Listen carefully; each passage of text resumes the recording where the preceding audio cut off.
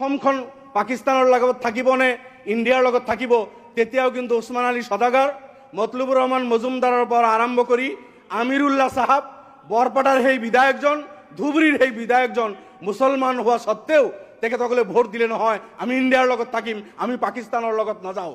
সেইদিনাখন যদি এই মতলুবুৰ ৰহমান মজুমদাৰ, ওছমান আলী সদাগৰ, আমিৰুল্লাহ সাহাব, বৰপেটা আৰু ধুবুৰীৰ সেই মুছলমান বিধায়কসকলে যদি পাকিস্তানত থাকিম বুলি, আব্দুল কাদিৰ এইসকল যদি ইচ্ছা কৰিলেহেঁতেন হয়তো এই ভূখণ্ড আমি সেইটো কেতিয়াও কামনা নকৰোঁ, নাথাকিলেহেঁতেন ইণ্ডিয়াৰ লগত।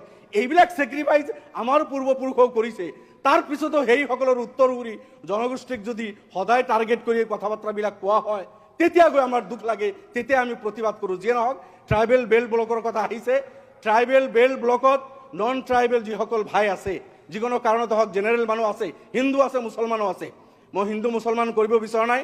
মাননীয় মুখ্যমন্ত্ৰীক মই অনুৰোধ কৰিম যে ট্ৰাইবেল বেল্ট আমাৰ সুৰক্ষা দিব লাগিব। ট্ৰাইবেল ভাইসকলৰ অধিকাৰৰ কথা আমি প্ৰথমে চিন্তা কৰিব লাগিব, কোনো ধৰণৰ আপত্তি নাই।